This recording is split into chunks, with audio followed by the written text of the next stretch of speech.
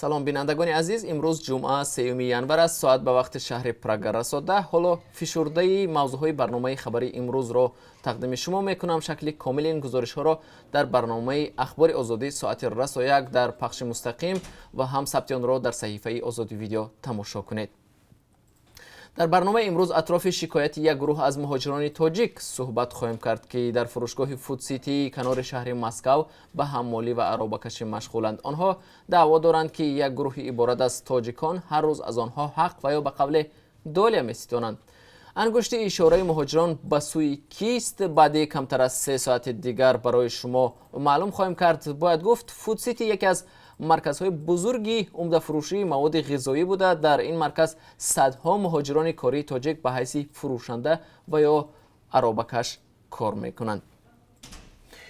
کشته شدن ژنرال قاسم سلیمانی یکی از دیگر موضوعهای برنامه خبری امروز خواهد بود. فرمانده پرقدرت نیروهای قدس سپاه پاسداران ایران صبح امروز در حمله در نزدیکی فرودگاه شهر بغداد پایتخت عراق به قتل رسید. آیت الله علی خامنه‌ای رهبر جمهوری اسلامی ایران در واکنش به کشته شدن قاسم سلیمانی فرمانده نیروهای قدس سپاه پاسداران از سوی آمریکا گفته است که انتقام سخت در کار خواهد بود. رهبر جمهوری اسلامی تاکید کرده است که قاسم سلیمانی چهره بین المللی مقاومت بود.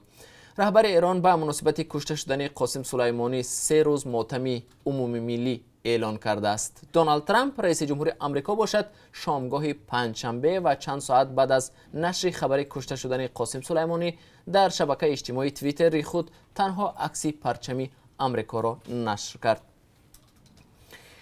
با احتمال زیاد امروز عیبدار کننده دولتی در نسبت مسئولان شرکت منزل دسترس در شهر دوشنبه حرف خود را اعلان خواهد کرد. در کرسی عیبداری رهبر این شرکت و 5 همراهانش نشستند که پول‌هایی برای خرید منزل داده مشتریان را از خود کردند. محاکمه دادگاهی آنها بیش از نیم سال است ادامه دارد.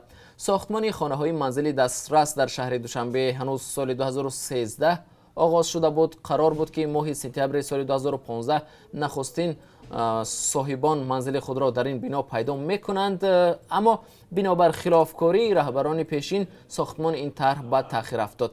اما با گذشت 7 سال چند روز قبل رئیس شهر دوشنبه این بناها را بالاخره افتتاح کرد.